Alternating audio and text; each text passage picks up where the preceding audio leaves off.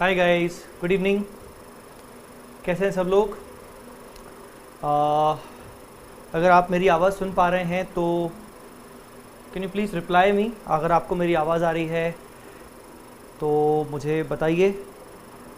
Audible है मेरा voice और आपको दिख रहा है वीडियो?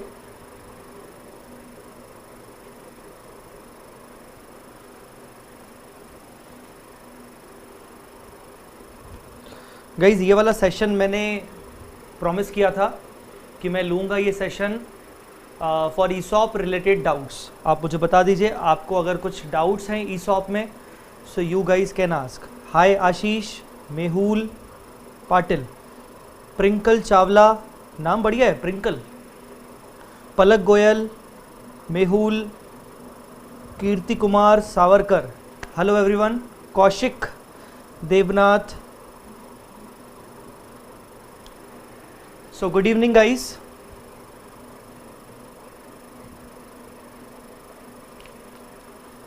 गुड इवनिंग गाइस, कैसे हैं सब लोग? ऋषिकेश, कैसे हो बेटा? Thank you Prinkle Chawla, thank you for that. और सभी बच्चों को दिल से धन्यवाद आज के लिए, गुरु पूर्णिमा के लिए। और मेरी ब्लेसिंग्स हैं तुम सबके साथ। मेरी विशेष यही है कि जल्दी से जल्दी सीए बन जाओ, बहुत जल्दी से जल्दी सीए बन जाओ। तो Siddharth Patra, okay. So guys, जल्दी बताइए आपके कोई डाउट्स हैं। अगर कोई डाउट्स हैं तो ठीक है, नहीं तो थोड़ी सी बातें करके ये सेशन को अपन एंड कर देंगे। आपके अगर कुछ ईसॉप रिलेटेड डाउट्स हैं तो आप मुझसे खुल के पूछ सकते हो, जो भी डाउट्स हो आप खुल के पूछ सकते हो। Thank you Siddharth. आशीष, जय सर, जैसे कि एग्जाम अब 1 नवंबर। हाँ, फिर आशीष कुछ क्वेश्चन पूछना चाह रहा है, एक ही बार में लिखो बेटा। तो हमारा अप्रोच क्या होना चाहिए, मैं डिस्कस करता हूं इस पे थोड़ी देर में। पहले मैं एक बार देख लूं कुछ बच्चे पूछना चाह रहे हैं क्या। मैचिंग प्रिंसिपल का कंसेप्ट समझा दीजिए in cancellation and lapse entry. Kaushik Devnath. Kaushik, matching principle का कंसेप्ट समझा देता हूँ, ठीक है? आता हूँ मैं इस पे। कैंसिलेशन के केस में क्या होगा और लैप्स के केस में क्या होगा, ठीक है? मैं उसकी एंट्री का समझाता हूँ। हालांकि उसका रिलेशन मैचिंग प्रिंसिपल से ज्यादा ऐसा जोड़ के नहीं देखा जा सकता, but I will definitely tell you. और बच्चे, अभी अगर आपको ईसॉप रिलेटेड डाउट्स हैं तो ठीक है, आप पूछिए। नहीं तो आप जनरल टॉक भी आप मुझसे कर सकते हो regarding that. But first of all, अगर ईसॉप के डाउट्स होंगे तो मैं डेफिनेटली पहले वो एंटरटेन करूंगा, फिर अपन जनरल टॉक करेंगे, राइट? आज एक्चुअली मुझे आना था 2 बजे, सॉरी फॉर दैट, मैं नहीं आ पाया। तो अभी अपन कर रहे हैं ये चीज। चलो, मैं मैचिंग प्रिंसिपल की बात कर रहे हैं, वो कौशिक। तो कौशिक, मैं आपको बता देता हूं कि बेसिकली 2 बातें हैं बेटा, ध्यान से समझना। बाकी सब बच्चे भी अगर सुनेंगे तो अच्छा लगेगा मुझे। बच्चों, ऐसा है कि मान लीजिए ये एक वेस्टिंग पीरियड है 3 साल का, 1 साल, 2 साल, 3 साल। यहां ग्रांट डेट है, मतलब ऑप्शन ग्रांट किया गया, और ये वेस्टिंग डेट है। वेस्टिंग डेट समझते हो? वेस्टिंग डेट मतलब जिस दिन ऑप्शन वेस्ट हुआ, मतलब जिस दिन आप एलिजिबल हो गए। नवंबर 20 में एडवांस अकाउंट्स का कैसा रिवीजन करना है वो भी बता दीजिए, ठीक है? बिल्कुल। सो गाइस, क्या होता है कि अगर ऑप्शन वेस्टिंग डेट के बाद अवेल नहीं किया जा रहा तो उसको बोलते हैं लैप्स। मतलब यहां मान लीजिए मैंने 500 एम्प्लॉइज को ऑप्शन दिया था, यहां फाइनली 400 एम्प्लॉइज एलिजिबल हो गए। 400 में से 30 एम्प्लॉइज ने बोला कि हमें नहीं चाहिए, तो वो हो गया लैप्स। पहले तो आपको समझना है कि लैप्स और कैंसिलेशन में फर्क क्या है, और मैं आपको खुल के बताऊंगा कि इंस्टीट्यूट क्या करता है और मैं आपको क्या इंपॉर्टेंट उसका अलग से मैं क्या ट्रीटमेंट बताता हूं, मैं आपको खुल के बताऊंगा, ठीक है? तो और अगर मान लीजिए किसी कारण ऑप्शन को कैंसिल कर दिया जाए, ऑप्शन को कैंसिल कर दिया जाए पहले से ही, यहीं पर मान लीजिए मैंने 500 एम्प्लॉइज का ऑप्शन दिया था, पर यहां पर मान लो कुछ चीजों को कैंसिल कर दिया गया, ऑप्शन कैंसिल हो गया। अब यहां पर जनरली ये कैंसिल कैसे होता है? ऑप्शन जनरली यहां पर कैंसिल कैसे होता है कि आपका फिगर माइनस में आएगा। क्या आएगा? फिगर माइनस में आएगा। Right, understood. सो दो चीजें अलग अलग है, यहां होता है लैप्स, यहां होता है कैंसिलेशन। इधर होता है लैप्स, इधर होता है कैंसिलेशन। ठीक है, तो अगर आप यहां पर करते हो कैंसिलेशन होता है, तो आपको अपना ईसो आउटस्टैंडिंग का जो आपने प्रोविजन बनाया था उसको रिवर्स करके P&L में डालना चाहिए, ऐसा जय सर बता रहे हैं। और यही चीज गाइडेंस नोट में लिखी हुई है, एक्चुअली ये चीज लिखी हुई है। पर आईसीआई क्या करता है? आईसीएआई इसको ESOP outstanding debit to general reserve करता है, आईसीआई ये करता है। तो मैं भी बच्चों को बोलता हूं कि ठीक है, अगर मार्क्स चाहिए तो आप आईसीआई का चीज करो, अदरवाइज कायदे से जो रूल है वो रूल है कि आपको P&L में डालना चाहिए। क्यों ऐसा? क्योंकि ऑप्शन तो आपका कैंसिल हो गया, अब तो ऑप्शन वेस्ट होगा ही नहीं। जब ऑप्शन कैंसिल हो गया तो ऐसे केस में जो भी आपने एक्सपेंस बुक किया था उस एक्सपेंस को आपको रिवर्स करना पड़ेगा P&L में, क्योंकि आपने आज तक एक्सपेंस P&L में बुक किया था। अब मैचिंग कंसेप्ट यहां पर यह है कि जब आप पहले साल एक्सपेंस बुक करते थे तो आपका फंडा यह था कि फर्स्ट ईयर में आपको एम्प्लॉय से कुछ ना कुछ सर्विसेज मिली, कुछ ना कुछ बेनिफिट्स मिले, जिसके बेसिस पर आपने एक्सपेंस भी दिखाया उसी ईयर का। बट ऑप्शन क्योंकि कैंसिल हो गया तो आपको पूरे बेनिफिट मिल नहीं पाए, पूरे जब बेनिफिट नहीं मिल पाए तो इसीलिए आप रिवर्सल कर रहे हो। अंडरस्टूड? तो कैंसिलेशन के केस में कायदे से P&L जाना चाहिए, ये मैंने आपको बताया हुआ है। पर मैंने आपको यही बोला है कि आप छोड़ो ये चीज, क्योंकि इंस्टीट्यूट उसको फॉलो नहीं कर रहा। इंस्टीट्यूट फॉलो क्या कर रहा है कि जब भी अगर माइनस में आएगा, वेस्टिंग डेट से पहले अगर मान लो आप कैलकुलेशन कर रहे हो और माइनस में फिगर आएगा, तो आप ऐसे केस में ईसो आउटस्टैंडिंग टू जनरल रिजर्व करोगे। और लैप्स में क्या होता है? लैप्स में तो सीधा सीधा फंडा है कि ऑप्शन लैप्स हो गया, पर 400 इंप्लॉइज हमें बेनिफिट देके चले गए। अब 400 में से 30 इंप्लॉइज ने बोला कि हम आपका ऑप्शन अवेल नहीं करेंगे। कोई बात नहीं, मत करो अवेल, हमें तो बेनिफिट जो मिलना था मिल गया, तो हम एक्सपेंस को रिवर्स नहीं करेंगे P&L में, हमें उसको जनरल रिजर्व में प्रोविजन को डाल देना है। Now what is the link और what is the logic behind this? मैंने आपको बताया था कि आपके बैलेंस शीट में रिजर्व्स एंड सरप्लस में ही दिखता है ईसो आउटस्टैंडिंग, और जनरल रिजर्व भी यही दिखता है। जब तुम ईसो आउटस्टैंडिंग को डेबिट करके जनरल रिजर्व में ले जा रहे हो, दैट मीन्स कि तुम टेक्निकली यहां से काट के यहां कर रहे हो। मतलब तुम सीधी बातें अपने स्पेसिफिक रिजर्व को हटा के फ्री रिजर्व में लेके जा रहे हो, पर अल्टीमेटली हेड तो वही है, रिजर्व एंड सरप्लस।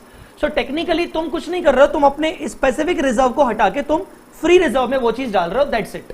तो यही फंडा है और कुछ नहीं है। ये मुझसे कौशिक ने पूछा था, इसीलिए मैंने उसका ये जवाब दिया। राइट, आगे बढ़ते हैं। प्रिंकल चावला, आपका जनरल डाउट है तो मैं बाद में, अभी इसी सेशन में बाद में लूंगा। ऋषिकेश सर, अगर पहले ही ज्यादा प्रोविजन बना दिया तो क्या होता है, वो एक बार करवा दो, उसमें कंफ्यूजन है। यही होता है बेटा, अगर आपने मान लीजिए फर्स्ट ईयर प्रोविजन बनाया से 1 लाख रुपए का, तो आप 1 लाख की एंट्री क्या पास करोगे? Employee compensation to ESOS outstanding. फिर सेकेंड ईयर भी मान लीजिए आपने एंट्री पास की, employee compensation to ESOS outstanding, मान लीजिए 2 लाख रुपए से। तो पहले साल 1 लाख, दूसरे साल 2 लाख, कुल मिला के हो गया 3 लाख। बट तीसरे साल के एंड में, मान लीजिए तीसरे साल के एंड में से थर्ड ईयर में आपका टोटल प्रोविजन होना चाहिए 280 का, पर तो आपने तो पहले से ही एक्सेस प्रोविजन बना लिया है 3 लाख का। तो आप क्या करोगे? माइनस में आपका 20,000 आएगा और उसको आपको एंट्री करना है ईसो outstanding to general reserve. Simple, ये आईसीआई के अकॉर्डिंग यही आपको करना है। मतलब फर्स्ट ईयर में 1 लाख बनाया, सेकेंड ईयर में 1 लाख बनाया, हो गए तो 3 लाख। थर्ड ईयर में आते आते क्यूमुलेटिवली 2,80,000 होना चाहिए था, तो आप 20,000 को रिवर्स करोगे जनरल रिजर्व में। ऋषिकेश सर, मॉड्यूल सम 6 नहीं समझ रहा, मॉड्यूल 6 सम नहीं समझ रहा। मॉड्यूल का मैं 6 नंबर क्वेश्चन अभी निकालने की कोशिश करता हूं। मेरे पास मॉड्यूल का क्वेश्चन, मॉड्यूल ठीक है, मैं ट्राई करता हूं बेटा कि मैं मॉड्यूल भी निकाल लेता हूं। मैं मॉड्यूल निकाल लेता हूं, तब तक मैं आगे देख लेता हूं। Same doubt sir, the one Kinjal asked. ठीक है सर, मॉड्यूल का इलस्ट्रेशन 6 में डाउट था, 850 इंप्लॉइज जो लेफ्ट किए उनका ट्रीटमेंट कैसे किया हुआ बुक्स में समझ नहीं आया। सर सपोज एक इंप्लॉय को 100 ऑप्शंस दिए, सपोज एक एम्प्लॉय को 100 ऑप्शंस दिए, ठीक है, एक सेकंड रुक जाइए, 100 ऑप्शंस दिए, तो वो क्या वो ओनली 50 और any amount less than 100 option को एक्सरसाइज कर सकता है या कंपलसरी? नहीं बेटा, अगर 100 ऑप्शन दिए हैं तो उसको 100 ही अवेल करने पड़ेंगे। ये कोई घर की बात नहीं है कि चल तेरे को मैंने 100 ऑप्शंस दिए तो तू 50 कर ले, 80 कर ले, 70 कर ले, ऐसा नहीं चलता। हाँ, कंडीशन में ही था कि तू या तो 50 कर, 50-50 के लॉट्स में करना, या तो 50 करना, या तो 100 करना, या तो 150 करना, या तो 200 करना, ऐसे तू 500 तक कर सकता है 50-50 के लॉट्स में, तो फिर अलग बात है। मैं को 1 मिनट बस आईसीआई का मॉड्यूल डाउनलोड करने दे दो।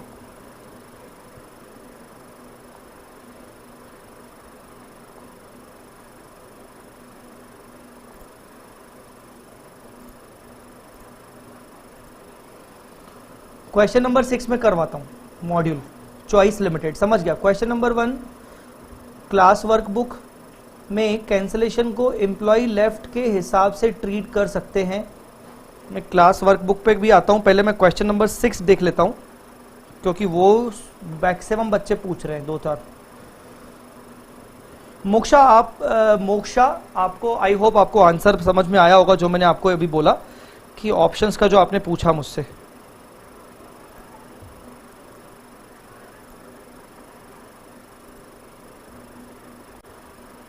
अगली क्लास में मैं डाउनलोड पहले से ही करके रखूंगा स्टडी मेट। सर हमारा बुक में वो क्वेश्चन नंबर 6 है, ठीक है, कोई इशू नहीं है।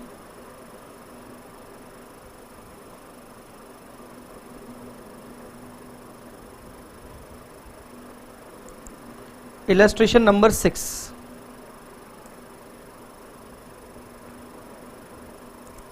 इलस्ट्रेशन नंबर 6, सर हमारे बुक में वो क्वेश्चन नंबर 6 है। अच्छा, वो अपनी बुक का भी क्वेश्चन है क्या? हाँ, चॉइस लिमिटेड तो यार मैंने भी करवाया है। चॉइस लिमिटेड का क्वेश्चन तो आई थिंक मैंने भी करवाया है।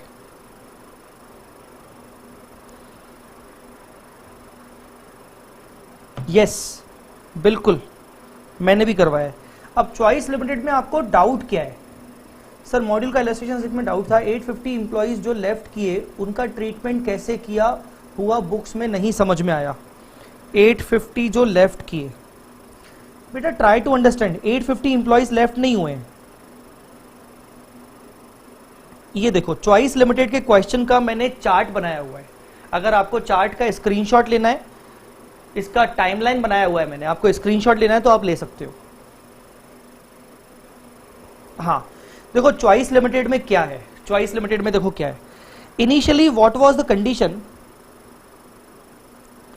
1000 एम्प्लॉइज थे 1/4/2008 में। कंडीशन ये थी कि आप अगर 16% का क्या रेवेन्यू अर्निंग, अगर आप 16% अर्निंग करते हो, 16% आप अर्निंग करते हो तो आपको फर्स्ट ईयर के एंड में ही दे देंगे। यहां पर वेस्टिंग पीरियड वेरिएबल है कि फर्स्ट ईयर के एंड में भी दे सकते हैं, फर्स्ट ईयर के एंड में नहीं देंगे तो सेकंड ईयर के एंड में दे सकते हैं, सेकंड ईयर के एंड में नहीं देंगे तो थर्ड ईयर के एंड में देंगे।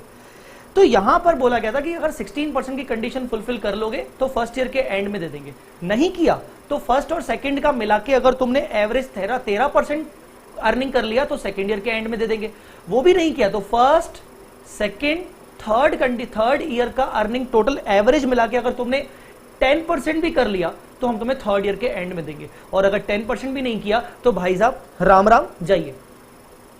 फर्स्ट ईयर में 50 इंप्लॉइज लेफ्ट हुए। अब कैसे मालूम पड़ रहा है?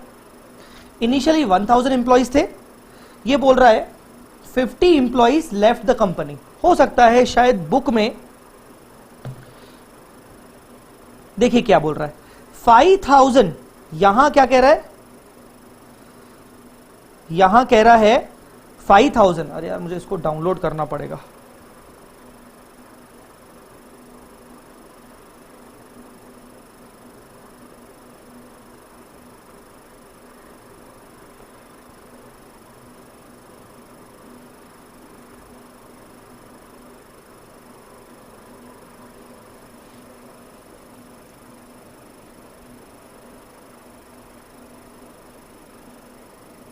मैं वही आ रहा हूं बेटा ध्रुव, मैं उसी पे आ रहा हूं। अगर आपने ये मेरा क्लास देखा होगा तो आई होप आपको ये समझ में आया हो, बट डोंट वरी मैं उसी पे आ रहा हूं।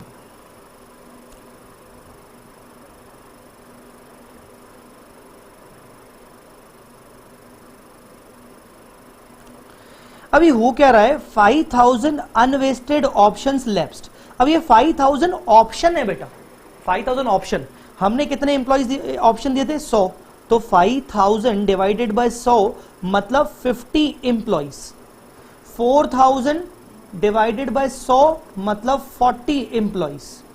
ये बोल रहा है लैप्स मतलब 50 एम्प्लॉइज चले गए, 40 एम्प्लॉइज अगले साल चले गए, 3500 फाइनली अनवेस्टेड ऑप्शन लैप्स मतलब 3500 डिवाइड बाय 100 मतलब 35 एम्प्लॉइज चले गए। तो मैं उसी पे आना चाह रहा था जो मैंने चार्ट बनाया था कि फर्स्ट ईयर में क्या हुआ, 50 एम्प्लॉइज चले गए, सेकेंड ईयर में 40 एम्प्लॉइज चले गए, थर्ड ईयर में 35 एम्प्लॉइज चले गए।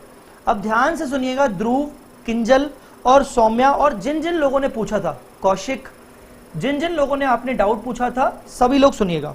हुआ क्या कि फर्स्ट ईयर में कंडीशन थी 16% की, जबकि एक्चुअल अर्निंग, देखिए ए अर्निंग मतलब एक्चुअल अर्निंग 14% रही, एक्चुअल अर्निंग आपकी रही 14%। तो क्या आपने फर्स्ट ईयर की कंडीशन को फुलफिल किया? The answer is no. पर मुझे फर्स्ट ईयर में एक्सपेंस तो बुक करना है, क्योंकि मुझे एम्प्लॉय से सर्विस तो मिल चुकी है पहले साल की। मैंने एम्प्लॉय को बोला कि तू मुझे 1 साल काम करके दे दे, ठीक है, मैं तेरे को 1 साल बाद ऑप्शन दूंगा, कंडीशन एक और ये है कि 16% अर्निंग करके बता। उसने बेचारे ने काम तो करके दे दिया, बट अर्निंग हुई 14% की। फिर भी मुझे काम तो मिला ना, एम्प्लॉय से बेनिफिट तो मिला। और मैं उसको ये तो नहीं कर रहा हूं, मना तो कर नहीं रहा हूं, मैं उसको बोल रहा हूं ठीक है तू सेकंड ईयर के एंड में ले ले, अगर तूने मुझे सेकंड ईयर की अर्निंग कंडीशन फुलफिल करके दे दी। तो फर्स्ट ईयर के एंड में देयर वाज अ 14% अर्निंग। अब सोचो, पॉजिटिवली सोचो आप इसको, कि फर्स्ट ईयर के एंड में आप ऑप्शन सामने वाले को नहीं दे रहे हो, बट आप फर्स्ट ईयर के एंड में ये बोल रहे हो कि कोई बात नहीं, तू सेकेंड ईयर के एंड में ले लेना। तो ऑप्टिमिस्टिक होके सोचो, ठीक है ना, कि हम ये मान के चल रहे हैं, जब हम फर्स्ट ईयर के एंड में प्रोविजन बनाएंगे तो हम ये मान के चल रहे हैं कि सेकेंड ईयर में कंडीशन फुलफिल हो जाएगी। इसीलिए हमने एस्टिमेटेड वेस्टिंग पीरियड माना सेकेंड ईयर, 2 इयर्स। कब? फर्स्ट ईयर के एंड में। फर्स्ट ईयर के एंड में मैं बोल रहा हूं कि फर्स्ट ईयर की कंडीशन तो फुलफिल नहीं हुई, बट मैं जानता हूं कि सेकेंड ईयर में कंडीशन फुलफिल हो जानी चाहिए, तो मैंने एस्टिमेटेड वेस्टिंग पीरियड मान लिया 2 इयर्स का, और इसीलिए मैंने डिवाइडेड बाय 2 किया।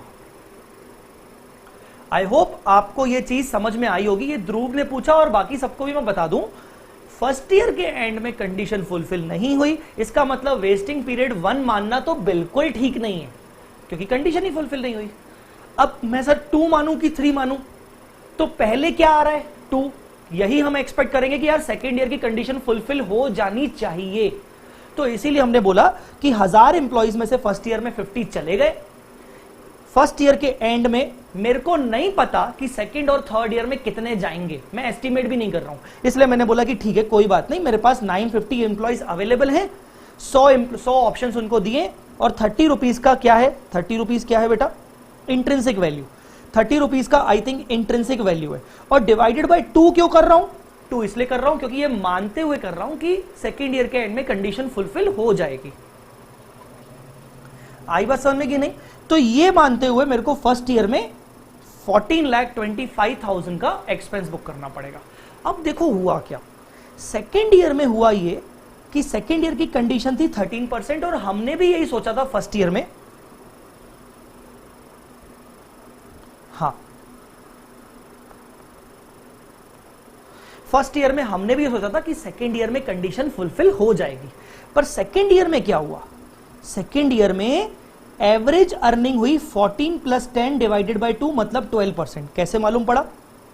ये रहा आपकी अर्निंग, एक्चुअल अर्निंग 14 और 10, तो 14 + 10 डिवाइड बाय 2 करोगे तो कितना होता है? 12। आपकी एक्चुअल अर्निंग हो गई 12%, जबकि आपने कंडीशन कितनी बोली थी? 13। ओ माय गॉड, हमने तो ये सोचा था कि सेकेंड ईयर में कंडीशन फुलफिल हो जाएगी, उसके बेसिस पर हमने लास्ट ईयर एक्सपेंस बुक किया था। कोई बात नहीं, अकाउंटिंग एस्टिमेट ही तो है ना, एस्टिमेशन तो बदलते रहते हैं, कोई दिक्कत नहीं है। चेंज इन अकाउंटिंग एस्टिमेट, यही तो पढ़ते हैं ईसॉप में। ईसॉप पूरा का पूरा डिपेंड करता है आपका अकाउंटिंग एस्टिमेट पे, ठीक है। अब क्या हम क्या एक और कंडीशन बाकी है? बिल्कुल बाकी है। तो अब हम एस्टिमेटेड वेस्टिंग पीरियड को 3 मान लेते हैं। तो मैं क्या करूंगा, मैं सेकेंड ईयर में, कहां गया मेरा सेकेंड ईयर, ये रहा। मैं सेकेंड ईयर में बोलूंगा कि 1000 एम्प्लॉइज थे, 50 फर्स्ट ईयर में गए, 40 सेकेंड ईयर में गए, 100 ऑप्शंस थे और 30 रुपीज का इंट्रेंसिक वैल्यू था। ये इंपॉर्टेंट है। 3 को मैंने वेस्टिंग पीरियड मान लिया। ये सोचते हो कि अभी भैया चेंज इन अकाउंटिंग एस्टीमेट, उसमें से 2 साल हो चुके हैं और मैं 1425 ऑलरेडी बुक कर चुका हूं फर्स्ट ईयर का। तो रिमेनिंग सेकेंड ईयर में बुक करूंगा 395। देखो कितना डिफरेंस आ रहा है। फर्स्ट ईयर में 14 लाख, 14 लाख, सेकेंड ईयर में only 395। Why? Because first year में I have divided it by 2 and third year में, सेकेंड ईयर में I have divided it by 3। जैसे ही आप ज्यादा से डिवाइड करोगे तो आपका आंसर तो छोटा आएगा। Rishikesh, direct third year assume किया था सर। अच्छा, आपने डायरेक्ट थर्ड अज्यूम किया था, वो बहुत ही गलत है, वो बिल्कुल गलत है। थर्ड ईयर अज्यूम नहीं करना। आई होप आपको फर्स्ट ईयर सेकेंड ईयर समझ में आ गया होगा। और सर फिर तीसरे साल क्या करेंगे? तीसरे साल तो सब कुछ अच्छा हुआ। कंडीशन क्या सोची थी कि 10% की अर्निंग ऑन एन एवरेज हो जाए। हुई कितनी? 14 + 10 + 7 डिवाइड बाय 3, तो 10.33, मतलब it is in excess of 10%. Condition fulfilled. That means 3 years is final now. तो vesting condition fulfilled, vesting period is 3 years. And employ कितने हैं? 875. सर 875 कैसे? बेटा 1000 में से आजकल 50, 40 और 35 अगर जाता है तो आजकल 875 बचता है। ठीक है, तो थर्ड ईयर में आप देखोगे, थर्ड ईयर में आपका 875 इंप्लॉइज बचा। 100 इंटू 30 डिवाइड बाय 3 इंटू 3 करने की जरूरत ही नहीं, क्योंकि वो तो कट जाएगा। माइनस पुराना ऑलरेडी बुक्ड किया, तो ये आ गया आपका 8,05,000 का एक्सपेंस। टोटल आ गया 26,25,000। अब ये कितने एम्प्लॉइज के लिए है? ये 875 एम्प्लॉइज के लिए है। ये आपका 875 एम्प्लॉइज के लिए।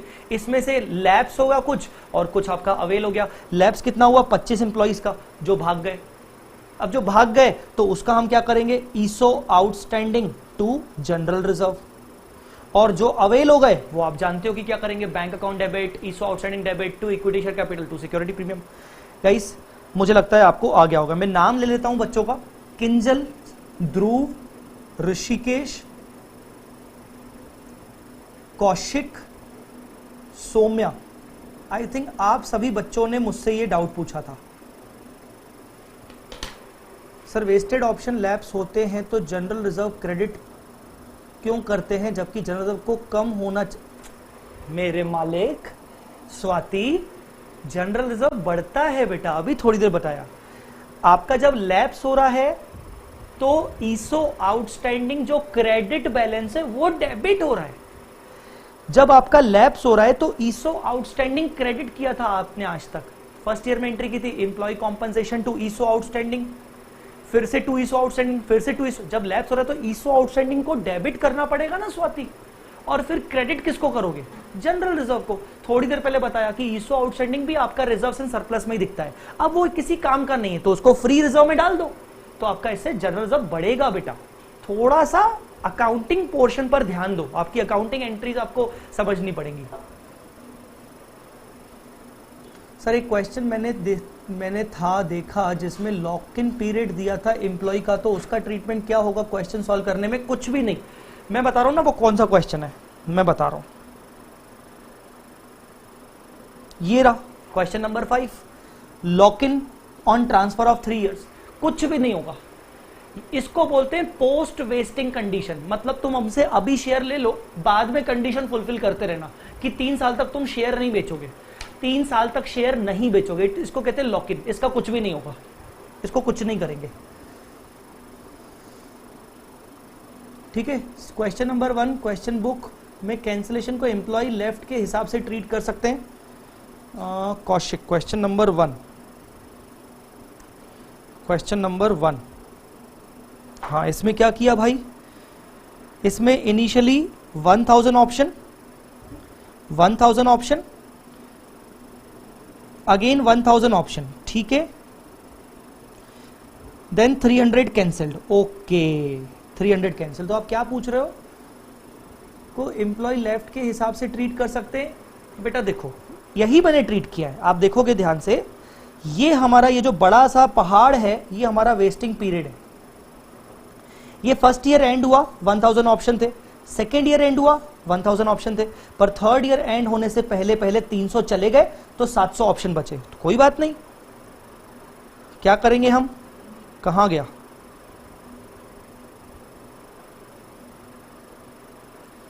फर्स्ट ईयर में आपको 1000 के हिसाब से बनाना पड़ेगा, सेकेंड ईयर में 1000, थर्ड ईयर में आप जब 700 के हिसाब से कैलकुलेशन करोगे तो आपका माइनस में 12 आएगा। इसी को मैं थोड़ी देर पहले समझा रहा था, जो तुमने पूछा था ध्रुव नहीं, आई थिंक क्या नाम है आपका, कौशिक, की मैचिंग प्रिंसिपल वगैरह। तो यहां जब तुमने थर्ड ईयर के एंड में, मतलब 2.5 साल है यहाँ तक, तो थर्ड ईयर है वो 2.5 साल, तो लास्ट में जब तुमने 700 के हिसाब से निकाला तो तुम्हारा माइनस में 12,000 आ रहा है। तो जैसे ही तुम्हारा माइनस में 12,000 आ रहा है तो वो रिवर्स होना चाहिए, तो तुम उसको रिवर्स करोगे ईसो आउटस्टैंडिंग, मतलब तुमने आज तक ज्यादा प्रोविजन बना दिया तो ईसो आउटस्टैंडिंग टू जनरल रिजर्व करोगे। कौशिक, आई होप आपको समझ में आया हो। सर एडवांस अकाउंटिंग के एएस भी करवा दो सर लाइव क्लास में प्लीज, रिक्वेस्ट। मोहित नागपाल, मोहित नागपाल वही शैतान सा बच्चा है, मुझे याद आ रहा है जब हम एएस की लाइव क्लासेस करते थे तो वो सुबह सुबह आके मजे लेता था सबके।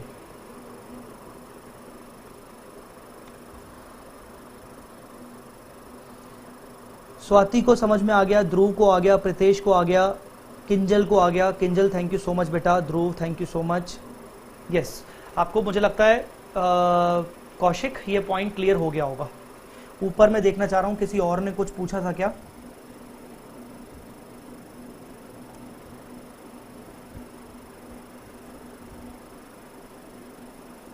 सौम्या, आपको क्लियर है कि नहीं? आप बोल रहे हो 850 इंप्लॉइज जो लेफ्ट किए उनका ट्रीटमेंट कैसे किया। बेटा 850 लेफ्ट नहीं की, 850 अच्छा लेफ्ट के मतलब 850 बच गए, तो 850 का भी मैंने आपको बताया कि क्या होगा।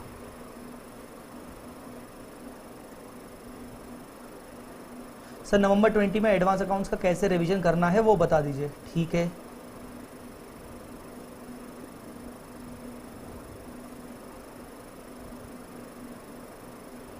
ठीक है। किसी बच्चे ने पूछा है, 2 बच्चों ने पूछा है, अलग अलग बच्चों ने, कि सर नवंबर 20 के लिए अब क्या हमारी स्ट्रेटजी होनी चाहिए, हमारी नवंबर में क्या स्ट्रेटजी होनी चाहिए। मैं उस पर अभी 2 मिनट बात करूंगा, बट पहले मैं वेट कर रहा हूं कि और कोई डाउट है क्या। बच्चों का रिप्लाई नहीं आ रहा है मुझे, और कोई डाउट है क्या मुझे बताओ, और कोई डाउट है क्या। Sir when there, sir will there come a sum where the intrinsic value is given instead of fair value? Yes, definitely। ये जो चॉइस लिमिटेड का क्वेश्चन है इसमें इंट्रिंसिक वैल्यू तो थी, पर अगर किसी सम में इंट्रिंसिक वैल्यू और फेयर वैल्यू ऑफ ऑप्शन दोनों दिया होगा तो you have to consider fair value only. तो ये क्वेश्चन में हमने इंट्रिंसिक वैल्यू लिया था, ठीक है, और सब में हमने मोस्टली इंट्रिंसिक वैल्यू लिया है। क्वेश्चन 8-9 में 4 फीचर का कैलकुलेशन का डिफरेंस एक्सप्लेन कर दीजिए। 8-9 कौन सा बेटा, मेरे वाला क्वेश्चन का 8-9? मेरा वाला ही बोल रहे होगे, 4 फीचर का कैलकुलेशन।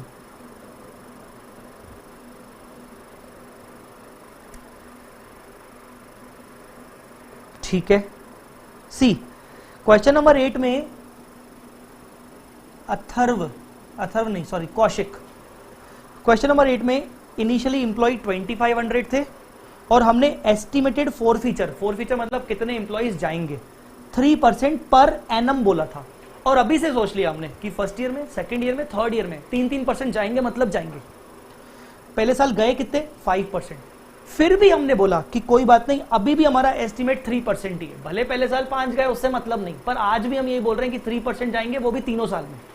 भले पहले साल 5 चले गए, सेकेंड ईयर और थर्ड ईयर में कुछ इस तरीके से जाएंगे कि ऑन एन एवरेज हर साल का 3% ही आएगा। देखो वो बोल रहा है, at the end of 2003 the management of Santosh still expect that the annual forfeiture would average only 3% over the entire vesting period। Entire मतलब तीनों साल में। भले पहले साल 5% गए, पर मेरा यह मानना है कि पूरे वेस्टिंग पीरियड में 3 ही एवरेज जाएगा। तो हमने क्या किया, हमने 2500 एम्प्लॉइज थे, 2500 में से -3 3 बार किया, क्योंकि पहले साल 3, दूसरे साल 3, चौथे साल 3। बच्चों को डाउट आता है कि सर पहले साल तो 5 गए, 5 गए, दूसरे साल और तीसरे साल में कुछ इतने जाएंगे कि ऑन एन एवरेज, जब एवरेज निकालोगे पहले साल का, दूसरे साल का, तीसरे साल का, तो ऑन एन एवरेज 3-3% ही निकलेगा, ऐसा संतोष लिमिटेड बोल रहा है। तो हमने इसीलिए इस तरीके से वर्किंग की है। ठीक है कौशिक, प्लीज रिप्लाई मी, आपके डाउट का ही मैं बात कर रहा हूं। तो this is the working basically, कि although in the first year 5% left, 5% employees job छोड़ के गए, बट स्टिल कंपनी बोल रही है कि सेकेंड ईयर में कुछ इतने जाएंगे और थर्ड ईयर में कुछ इतने जाएंगे कि on an average first second third year का मिला के 3-3% ही एवरेज होगा पर एनम। तो हमने इसीलिए 3-3% लेस किया। फिर सेकेंड ईयर में क्या हुआ, during 4 the management revise is estimate for future rate to 10% per annum. पर 2004 में 2004 में मैनेजमेंट ने अपना एस्टिमेटेड रिवीजन 10% पर एनम कर दिया for all 3 year. For all 3 year क्या लिखा है, ऊपर लिखा था ना ओवर द वेस्टिंग पीरियड, तो इसीलिए हम यहां पर मान रहे हैं कि 10% जो होगा वो भी ओवर द वेस्टिंग पीरियड होगा। तो सेकेंड ईयर में मैनेजमेंट बोल रहा है कि भाई साहब हमसे गलती हो गई, फर्स्ट ईयर में 3% एस्टिमेट करके हमें लगता है इतने एम्प्लॉइज जा रहे हैं कि अब हमें लगता है कि ऑन एन एवरेज हर साल 10% जाएंगे, तो इसलिए 10-10-10 3 बार 10-10-10 10-10-10 3 बार क्यों हो रहा है, क्योंकि मैनेजमेंट अपना एस्टिमेट 3% से बदलकर 10% कर रहा है for the entire vesting period, कि हर साल 10% जाएंगे। तो इसीलिए हमने इस तरीके से किया।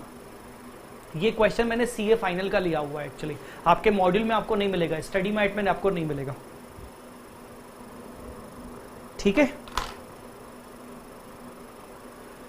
Kaushik, if you want to ask anything तो मुझे बता दो। सेम चीज आपकी इसी टाइप से आप क्वेश्चन नंबर 9 में भी कर सकते हो। क्वेश्चन नंबर 9 में, क्वेश्चन नंबर 9 में तो बल्कि सिंपल है।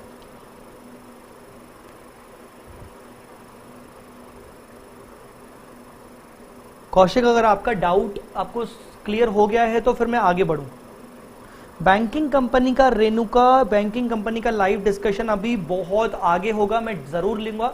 ये लाइव डिस्कशन जो हो रहा है ये हर टॉपिक का होगा, बट मैं किस सीक्वेंस में ले रहा हूँ, जिस सीक्वेंस में मैंने एडवांस अकाउंट्स के रेगुलर कोर्स की क्लासेस ली हुई हैं बच्चों के साथ। तो मेरे बहुत सारे बच्चे जो पेन ड्राइव जिन्होंने परचेज किया है, ये उनके सीक्वेंस में चल रहा है। जैसे जैसे जैसे जैसे आपका चैप्टर बाय चैप्टर होगा वैसे लिया जाएगा। जैसे अब नेक्स्ट होगा इंटरनल रिकंस्ट्रक्शन का। सर तो 10% रिट्रोस्पेक्टिव इफेक्ट से क्यों कर रहे हैं? बेटा रिट्रोस्पेक्टिव से इसलिए कर रहे हैं क्योंकि वो बोल रहा है 10% for the entire vesting period. ये देखो लिखा हुआ है बार बार, over the entire vesting period, entire vesting period. ये नहीं बोल रहा है कि 10% for the remaining period. There is a difference, English में डिफरेंस होगा ना, 10% for the entire vesting period, 10% for the remaining period, दोनों में फर्क है। और 10% पर एनम लिखा है ना, तो हर साल का 10% हुआ। तो मैं जो बोल रहा हूं उसको समझो, 10% for the entire vesting period या 10% फॉर द रिमेनिंग पीरियड, इन दोनों में फर्क है कि नहीं? फर्क है। यहां पर हम क्या लगा रहे हैं? इंटायर वेस्टिंग पीरियड, इसीलिए रिट्रोस्पेक्टिव कर रहे हैं।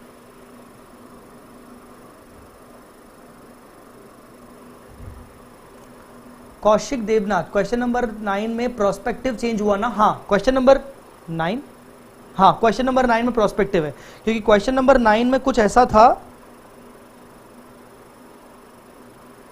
कहां गया?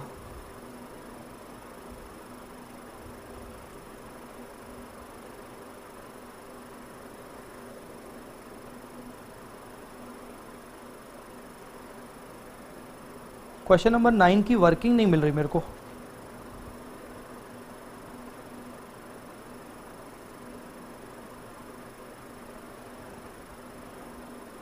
यस, क्वेश्चन नंबर 9 में प्रोस्पेक्टिव है, क्योंकि 525 में से 15 गए, बाकी आने वाले सालों का 2%। क्यों प्रोस्पेक्टिव क्यों है? क्योंकि वो यहां बोल रहा है estimated annual rate of departure 2%। अब 2% एनुअल बोल रहा है और यहां इंटायर वेस्टिंग पीरियड नहीं बोल रहा है, यहां बोल रहा है भाई पोजीशन एज ऑन 31 मार्च, मतलब ईयर एंड पे पोजीशन क्या है, तो वो इंटायर नहीं बोल रहा है। क्वेश्चन नंबर 8 थोड़ा सा ट्रिकी इसलिए क्योंकि पूरा का पूरा wording over the entire vesting period पे निर्भर करता है। सो क्वेश्चन नंबर 8 और 9 में फर्क इतना है कि 8 में हम रिट्रोस्पेक्टिवली देख रहे हैं चेंज हुआ, क्वेश्चन नंबर 9 में प्रोस्पेक्टिव चेंज हुआ, क्यों? क्योंकि क्वेश्चन नंबर 8 में वर्डिंग यूज कर रहा है over the entire vesting period, बस ये रीजन है। ठीक है, और बोलो बच्चों, क्या मैं आगे बढ़ूं?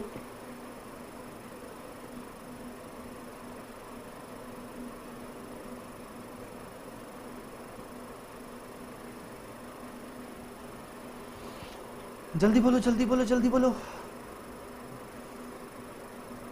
ठीक है, मुझे लगता है शायद रिप्लाई जब आएगा मैं तब फिर से कर लूंगा। अब कुछ बच्चों ने पूछा, मुझे लगता है और कोई शायद डाउट नहीं होगा आपको, कुछ बच्चों ने पूछा कि सर किस तरीके से प्रिपेयर करें, क्योंकि अब एग्जाम तो पोस्टपोन हो चुके हैं। तो बच्चों बात ऐसी है, एग्जाम पोस्टपोन हो चुके हैं, अब इसमें मैं डिवाइड करूंगा बच्चों को दो कैटेगरी में। कुछ बच्चे ऐसे जो अभी जुलाई अटेम्प्ट में सिंगल ग्रुप देने वाले थे और सेकेंड ग्रुप सोचा था कि नवंबर में देंगे, और कुछ बच्चे ऐसे जो जुलाई में दोनों ग्रुप देने वाले थे। अब जो जुलाई में दोनों ग्रुप देने वाले थे उनके लिए तो ये बहुत ज्यादा बड़ी अपॉर्चुनिटी है। हाँ, मैं बात मानता हूं कि कंपटीशन बढ़ गया, बट कंपटीशन बढ़ गया उसका मतलब ये नहीं कि तुम पीछे रह जाओगे। अगर तुम आज कंपटीशन से डर जाते हो, इसका मतलब तो तुम एक limited level of competition he expect करके चल रहे हो। कभी भी एज ए स्टूडेंट हमेशा याद रखना पॉजिटिवली कि कभी भी ये सोच के मत इंटर करना, ये सोच के मत लड़ाई करना कि यार बहुत सारे लोग हैं मैं नहीं जीत पाऊंगा, ये गलत है। तुम्हें अपने ऊपर कैपेबिलिटी होनी चाहिए, बाकी लोगों का क्या होगा मुझे नहीं मतलब, मैं तो पास होऊंगा ही होऊंगा, मुझे कंपटीशन से मतलब नहीं है, मेरे को अपने आप से मतलब है। तो सबसे इंपॉर्टेंट यहां पर जो बच्चे ये सोच रहे हैं कि सर कंपटीशन बढ़ जाएगा, बात फैक्ट सही है, कंपटीशन बढ़ जाएगा, बट मेरा ये पूछना है क्वेश्चन कि उसके तुम डर क्यों रहे हो कंपटीशन बढ़ने से? अगर कंपटीशन बढ़ने से तुम डर रहे हो, इसका मतलब मन में तुम्हारे यही है कि यार तुम पास नहीं हो पाओगे, तुम्हारा मन में यही है कि तुम पास नहीं होगे। मतलब कम बच्चे पेपर देते तो तुम्हारी लड़ाई अच्छे से हो जाती, तुम रिंग में जाके अच्छे से मस्त मारपीट करते, बट अब क्योंकि बच्चे बढ़ गए तो तुम्हें डर लग रहा है। This is not like that. मेरा ये मानना है कि तुम्हारा अगर दोनों ग्रुप का प्लान था जुलाई में, नवंबर में दोनों ग्रुप का ही कायम रखो, प्रैक्टिस ज्यादा करो। प्रैक्टिस हो चुकी है तो मैं यही बोलूंगा कि मॉक टेस्ट पेपर देना शुरू कर दो, मॉक टेस्ट पेपर देना शुरू कर दो बच्चों। अगर तुमने इस बार गलती से मॉक टेस्ट पेपर नहीं दिए थे तो अब दो, अब तुम्हारे पास गोल्डन चांस है। और हर पेपर में 10 से 12 मार्क्स अब तुम्हारे बढ़ने चाहिए, जितने तुम एक्सपेक्ट कर रहे थे। फॉर एग्जांपल एडवांस अकाउंट्स में तुम एक्सपेक्ट कर रहे थे कि मेरे 70 मिनिमम आने चाहिए, अब तुम बोलो कि मेरे 80 मिनिमम आना चाहिए। ऑडिट में तुम बोल रहे थे कि मेरे 60 आने चाहिए, अब तुम बोलो 70 आने चाहिए। कॉस्टिंग एफएम में तुम बोल रहे थे कि यार मेरे को 90 आने चाहिए, अब 100 आने चाहिए। तो नहीं तो फिर मतलब ही क्या हुआ? क्योंकि तुम्हें लोग जज करेंगे नवंबर में कि नवंबर में तूने ऐसा क्या एक्स्ट्रा किया जिससे तूने अपने आप को इंप्रूव क्या किया। तो तुम्हें क्या करना है, तुम्हें एमसीक्यू बोल रहा हूं, तुम्हें मॉक टेस्ट पेपर देने हैं। वो बच्चे जिन्होंने जुलाई में सिर्फ सिंगल ग्रुप का सोचा था, मैं ये नहीं कहूंगा कि अब तुम दोनों ग्रुप करो, बिल्कुल नहीं कहूंगा। मैं ये कहूंगा कि अपनी सेल्फ आइडेंटिटी पहचानो कि क्या तुम्हारी सेकंड ग्रुप की प्रिपरेशन पहले हुई थी।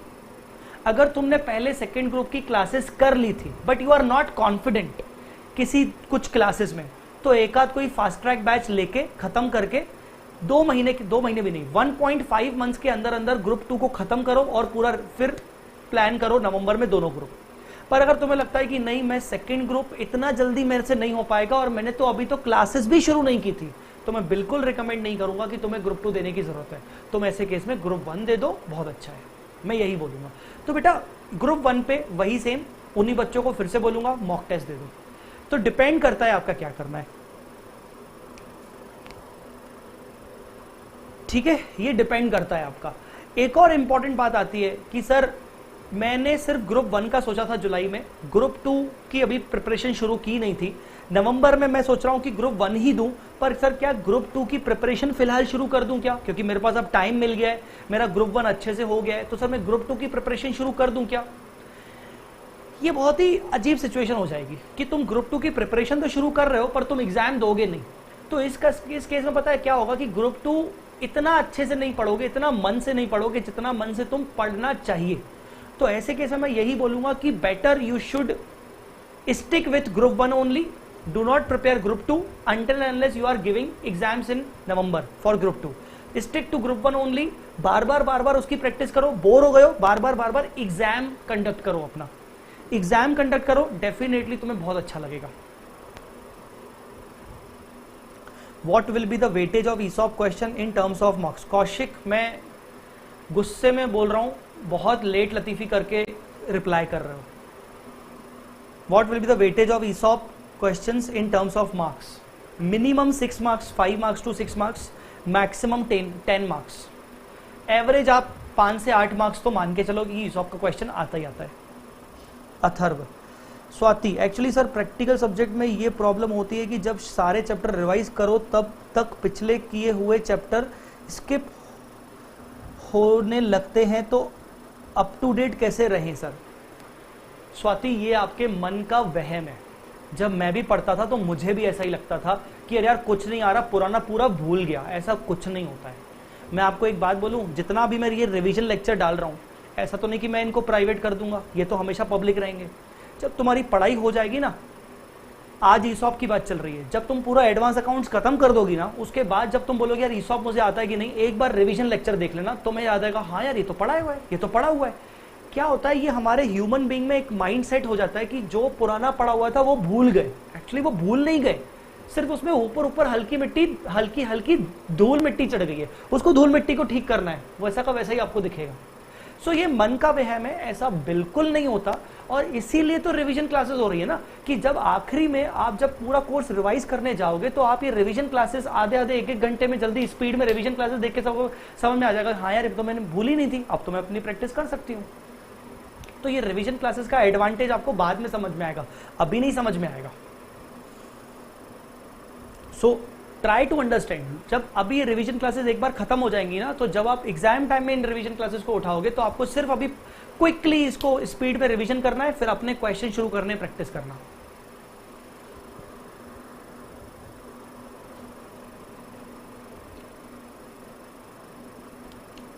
एडवांस अकाउंट से एडवांस अकाउंट्स खत्म कर लिया नवंबर, अकाउंट्स से एडवांस अकाउंट्स खत्म कर लिया, नवंबर 20 है मेरा, तो कोई इशू तो नहीं है?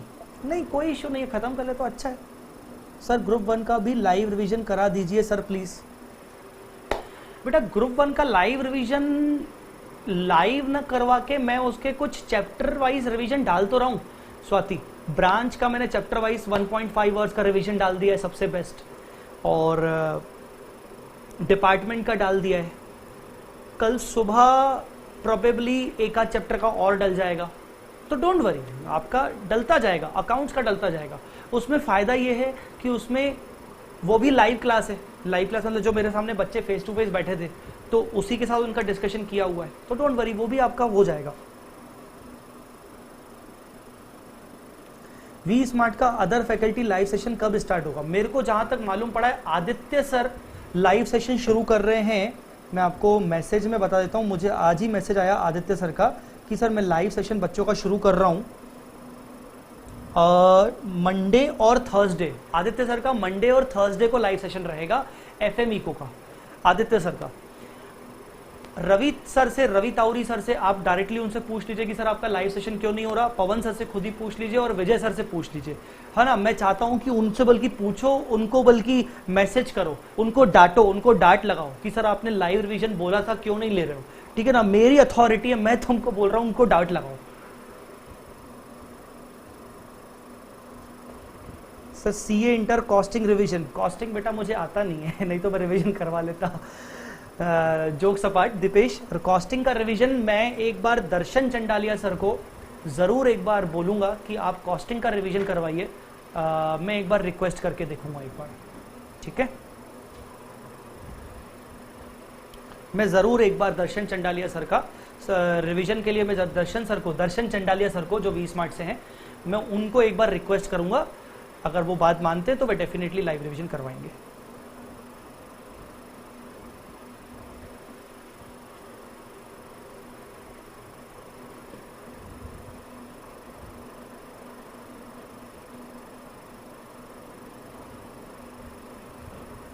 सर एफ एम एग्जाम्शन है तो एफ एम का टाइम कैसे अलोकेट करें? एफ एम का टाइम अलोकेट करो, आपका एग्जाम्शन है तो सबसे बेस्ट है आपके पास एफ एम का टाइम आप अलोकेट करो मॉक टेस्ट देने में। The best time you can utilise Rishikesh, आप मॉक टेस्ट दो, सीरियसली बता रहा हूं मैं, पेपर पे स्टैम्प पेपर पे लिख के दे सकता हूं। अगर तुम लोगों ने मॉक टेस्ट दिए ना, याद करोगे कि हाँ जय सर ने बोला था, इंप्रूवमेंट आता ही आता है और मालूम पड़ता है कि हम रियली में कौन सी गलतियां करते हैं। तो मॉक टेस्ट में यूटिलाइज करो अपना टाइम।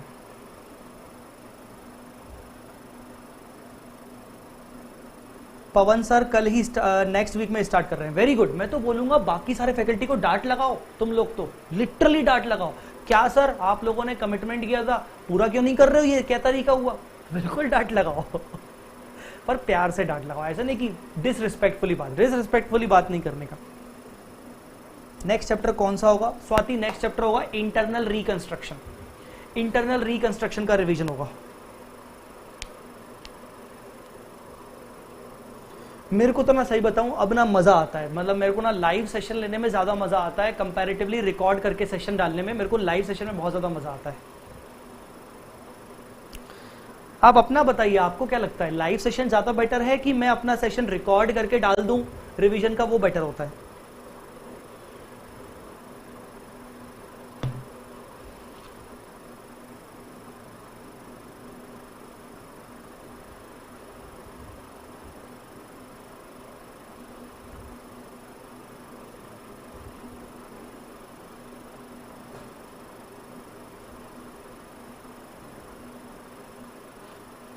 इंटरनल रिकंस्ट्रक्शन का होगा, ठीक है। और मैं ये बता देता हूं कि कब होगा। लाइव अच्छा लगता है? अच्छा भाई, आज है 5 तारीख, अपन लेंगे ऑन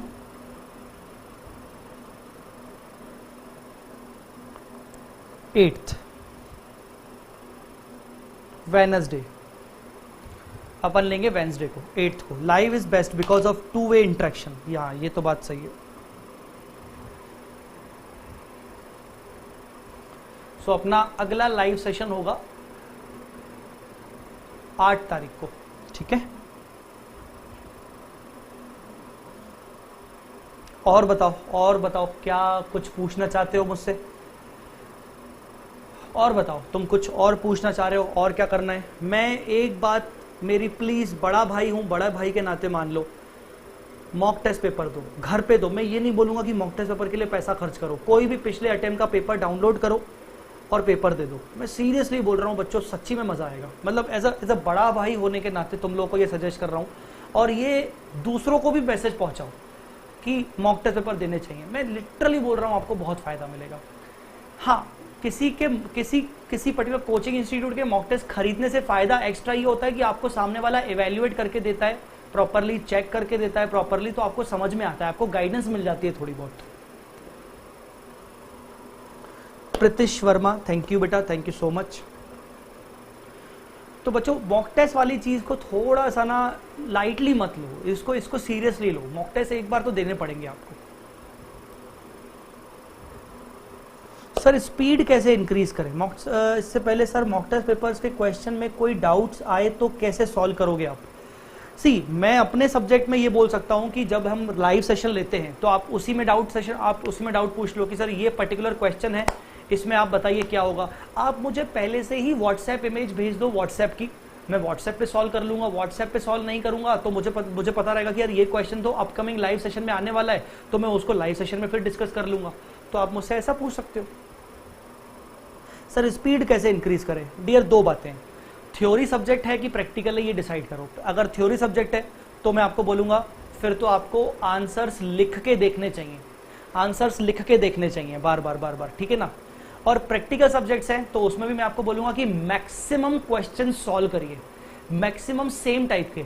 बच्चा आमतौर पर गलती करता है कि वो देखता है कि यार इस टाइप का मैंने क्वेश्चन सॉल्व कर लिया, अगला भी सेम टाइप का है, चलो छोड़ दो, ऊपर से देख लेता हूं, चेक कर लेता हूं, ऑडिट कर लेता हूं उसका। यहीं पर आपकी गलती हो जाती है।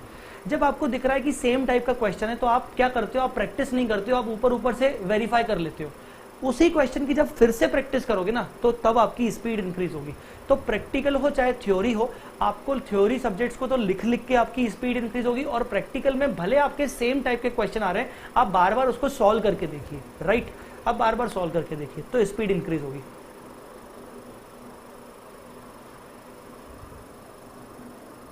सर फुल कोर्स होने के बाद मॉक टेस्ट देना अच्छा होगा सर कि chapter wise? I personally felt कि ड्यूरिंग द पीरियड जब आप क्लासेस आपकी चल रही हैं तो आप चैप्टर वाइज टेस्ट दो।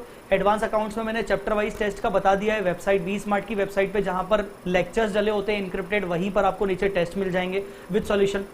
और कोर्स कंप्लीट होने के बाद आप फुल टेस्ट पेपर का 2 बार आप दो, महीने में 1 बार, तो 2 महीने में 2 बार दो। तो फुल टेस्ट भी देना जरूरी है और चैप्टर वाइज भी देना चाहिए, चैप्टर वाइज भी देना जरूरी है।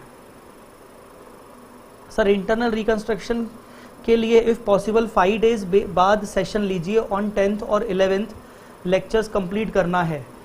अगर ऐसा है तो मुझे बता दो, मैं कर सकता हूँ, मुझे कोई दिक्कत नहीं। कौशिक आप अगर बोलो तो मैं कर सकता हूँ, मैं 5 डेज बाद ले सकता हूँ। बाकी सब लोग अगर चाहें तो मैं 8th को ना लेके मैं 10th 11th को ले लूंगा, मुझे कोई दिक्कत नहीं है। ब्रांच रिवीजन कल ही किया, बहुत मजा आया, थैंक यू बेटा ऋषिकेश। सर चैप्टर खत्म होने के बाद रिलेटेड आरटीपी एमटीपी क्वेश्चन कर लेते हैं? हाँ कर सकते हो। अब इसमें मैं आपको एक हेल्प कर देता हूँ प्रीतिश, और सभी बच्चे सुन लीजिए कि जो रिलेटेड आरटीपी एमटीपी आप जो बोल रहे हो उसमें सबसे बेस्ट ये है कि मैंने एक क्वेश्चन बैंक बनाया हुआ है। उस क्वेश्चन बैंक में मैंने सारे के सारे आज तक के जितने भी आरटीपी के क्वेश्चंस हैं, एमटीपी के क्वेश्चंस हैं, पास्ट एग्जाम पेपर के क्वेश्चंस हैं, प्लस कुछ ओल्ड सिलेबस के क्वेश्चंस जो मुझे अच्छे लगे किसी किसी चैप्टर में, वो मैंने डाले हुए हैं। और वो क्वेश्चन बैंक मैंने निकाला हुआ है, सिर्फ 250 रुपीज का क्वेश्चन बैंक है, वो भी कलर्ड। तो आप वो जरूर कर सकते हो, उसमें आपको आरटीपी सिर्फ एक अटेम्प्ट की नहीं, सारे अटेम्प्ट की आरटीपी के क्वेश्चंस आपको एक समझ में आ जाएगा आइडिया। तो अगर इसमें अगर आप अपनी स्पीड भी बढ़ाना चाहते हो, किसी ने पूछा था स्पीड कैसे बढ़ाएं, तो आप क्वेश्चंस अगर आपको ज्यादा चाहिए तो आप क्वेश्चन बैंक कर सकते हो। क्वेश्चन बैंक 250 का आता है, और वो 250 का क्वेश्चन बैंक अकाउंट्स का भी आता है और अकाउंट्स एडवांस अकाउंट्स का भी आता है, और वो दोनों के दोनों वी स्मार्ट के वेबसाइट पे लिस्टेड है। सर पुराना मैराथन से प्रिपेयर कर ले क्या, बिकॉज जुलाई अटेम्प्ट था और लिंक टूट गया था? रिवीजन के लिए कर सकते हो पुराने मैराथन से प्रिपेयर, कोई दिक्कत नहीं है। टेलीग्राम पे भेज दे इमेज डाउट क्वेश्चन के? नहीं बेटा प्रिंकल, मैं टेलीग्राम पे पर्सनली डाउट नहीं डिस्कस करता, मैंने स्ट्रिक्टली बोला हुआ है कि व्हाट्सएप पे ही करूंगा मैं। सर एएस के क्वेश्चन में टाइम लैग रहा है क्या करूं मैं? ऋषिकेश आपका क्वेश्चन नहीं समझ पाया, लेक्चर पोस्टपोन करो। सर बेनिफिशियल रहेगा for me if next session after 5 days. Yes sir थोड़ा एक्सटेंड कर दीजिए। ठीक है, तो मैं काम करता हूं, मैं 8th की जगह इसको फिर 10th कर देता हूं, 10th कर देता हूं। 10th क्या है? फ्राइडे। फ्राइडे इसीलिए बोल रहा हूं क्योंकि सैटरडे को हो सकता है शायद विजय सर आपका लाइव सेशन ले, शायद, पर मैं फ्राइडे को कर लेता हूं, ठीक है। प्रीतिश आपकी क्लासेस ले ली हैं पर बुक्स नहीं आई हैं, मेरे को मैसेज करो व्हाट्सएप पे पर्सनली जल्दी। सर आप क्वेश्चन बैंक के लेक्चर्स अपलोड करोगे क्या, और it is included in the encrypted lectures? See अगर ग्रुप 1 की बात करें तो ग्रुप 1 के क्वेश्चन बैंक के कुछ टॉपिक्स मैंने ऑलरेडी इनक्रिप्टेड में इंक्लूड करे थे, पर एडवांस अकाउंट्स ग्रुप 2 के मैंने इंक्लूड नहीं किए हैं। आगे चल के मेरी प्लानिंग है कि मैं क्वेश्चन बैंक के लेक्चर्स लूंगा, वो इंक्लूड करूंगा, बट उसके लिए मैंने अभी कोई प्लान नहीं किया हुआ है। रहा तो मैं लाइव आके ही क्वेश्चन बैंक डिस्कस कर लूंगा। आप बोलो बल्कि कि क्या live question bank advance accounts discussion, live question bank discussion,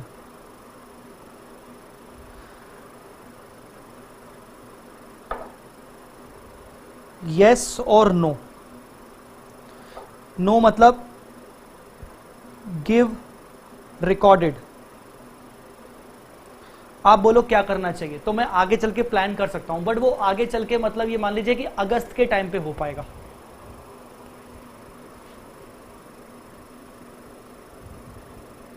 sir banking में cash reserve ratio and SLR का क्या परसेंटेज अप्लीकेबल होगा इन नवंबर एग्जाम?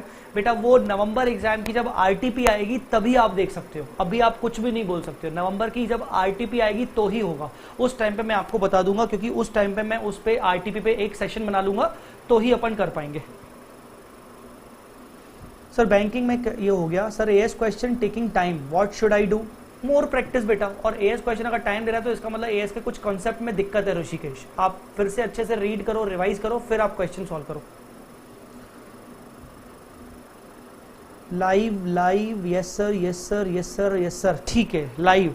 तो मैं सोचता हूं कि अगस्त मंथ में, अगस्त पर मेरा कमिटमेंट नहीं है, आई एम नॉट कमिटिंग, मैं कमिटमेंट नहीं कर रहा हूं, बट मेरा कोशिश रहेगा कि मैं अगर हुआ तो मैं डेफिनेटली इसको लाइव लूंगा, डेफिनेटली लाइव लूंगा, बट मेरा कमिटमेंट नहीं है, ठीक है ना, मेरा कमिटमेंट बिल्कुल नहीं है।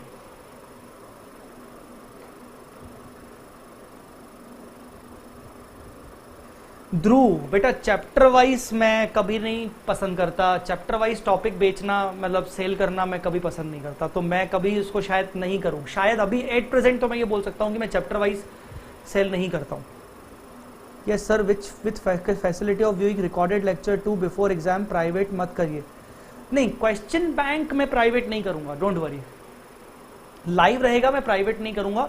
क्वेश्चन बैंक में मैं एक्चुअली इसीलिए अगस्त सितंबर में बोल रहा हूं, अगस्त सितंबर इसलिए बोल रहा हूं कि अगर मैंने अगस्त सितंबर में इसका सेशन लिया तो अगस्त सितंबर तक आप पहले एडवांस अकाउंट्स पहले पूरा खत्म कर दो, जो भी मेरे से पढ़ रहे हैं बच्चे वो पूरा का पूरा अगस्त सितंबर तक आप पूरा पूरा कोर्स खत्म कर लो, ठीक है।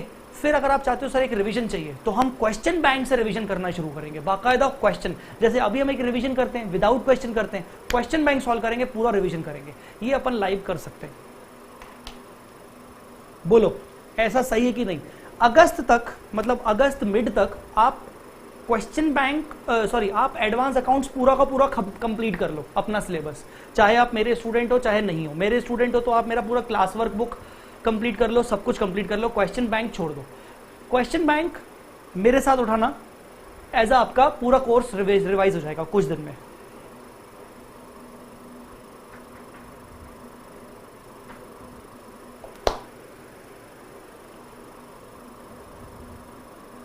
क्वेश्चन बैंक ओल्ड सिलेबस के लिए भी अवेलेबल है क्या? क्वेश्चन बैंक ओल्ड सिलेबस के लिए सच्ची बताऊं बच्चे अवेलेबल सेपरेटली तो नहीं है।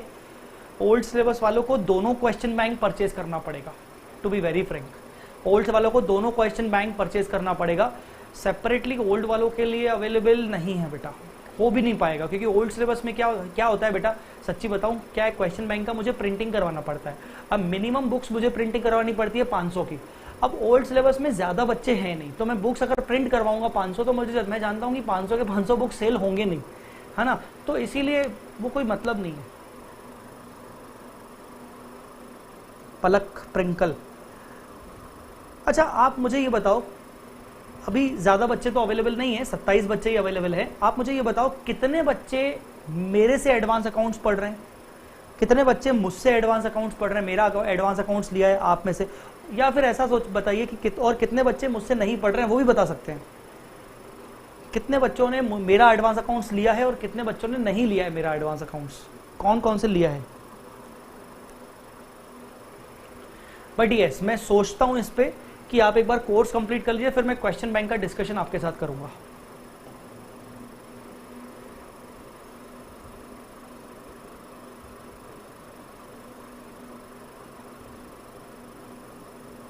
पलक और प्रीतिश, ठीक है,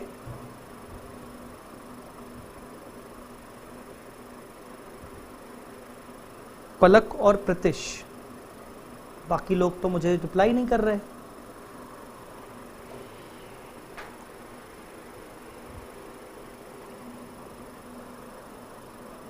कौशिक, ओके। ओल्ड सिलेबस वालों के लिए एक गुड न्यूज है, ओल्ड सिलेबस वालों के लिए recently recorded fast track batch available है एडवांस अकाउंट्स का। ओल्ड सिलेबस एडवांस अकाउंट्स का recently recorded fast track batch recently recorded fast track batch available अब मैं कर रहा हूं ओल्ड सिलेबस वालों के लिए। लगभग 45 लेक्चर्स हैं और 45 लेक्चर्स में आपका फुल कोर्स कंप्लीट हो जाएगा, इंक्लूडिंग अकाउंटिंग स्टैंडर्ड्स, इंक्लूडिंग आपको बुक्स मिलेंगी, कलर्ड बुक्स मिलेंगी ओल्ड सिलेबस वाले बच्चों के लिए। एक गुड न्यूज है, fast track advance accounts available है। Nikhil very good, Pritesh, Krishna, Nikhil, Kaushik, advance नहीं लिया बट अकाउंट्स लिया था सर जी। अनिकेत, अच्छा एडवांस क्यों नहीं लिया फिर बेटा? ऋषिकेश फास्ट ट्रैक लिया था, ओके बोध ग्रुप। मोक्षा मैंने लिया था, वेरी ठीक है बेटा, थैंक यू। प्रीतेश सर नहीं लिया है मैंने, प्रीतेश शाह, बट आपका मटेरियल रेफर कर रहा हूँ कोविड-19 में जो आपने दिया था। ओके कोई बात नहीं, ग्रेट। कब तक अवेलेबल होगा बेटा?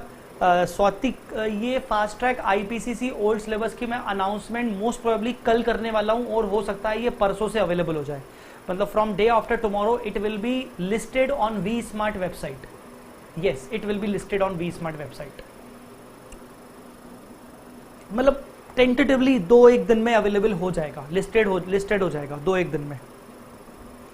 Fast track batch for CA IPCC old syllabus advance accounts, approximately 45 lectures हैं,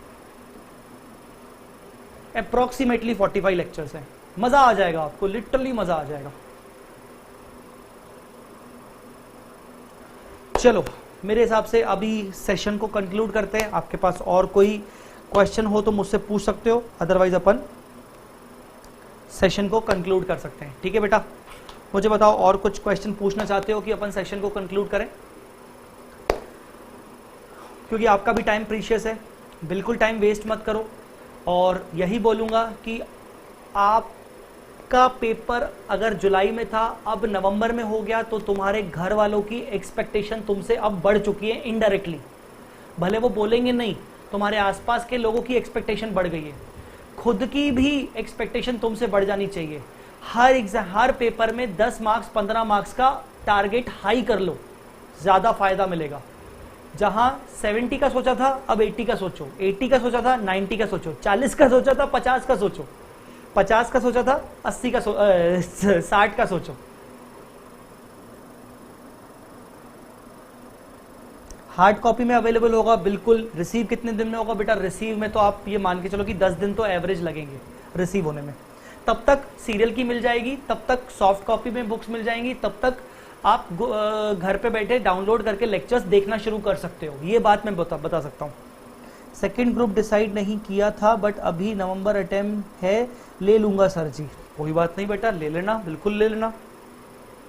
अनिकेत,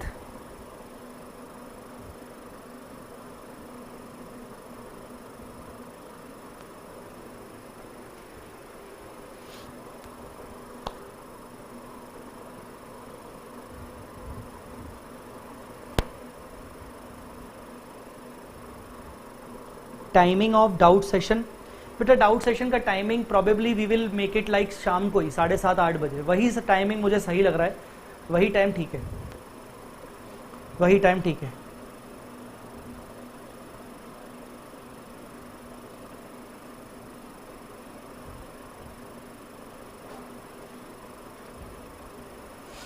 चलो यहीं पर बंद करते हैं लेक्चर, इसको कंक्लूड करते हैं बच्चों। अपन सेशन को कंक्लूड करते हैं। अगला सेशन कब होगा? 10th को होगा अगला सेशन, शाम को 7:30 बजे। इंटरनल रिकंस्ट्रक्शन का रिवीजन और उसके साथ साथ अपन उसका डाउट सेशन। ठीक है चलो, thank you so much, bye bye, जय माता दी, अल्लाह हाफिज।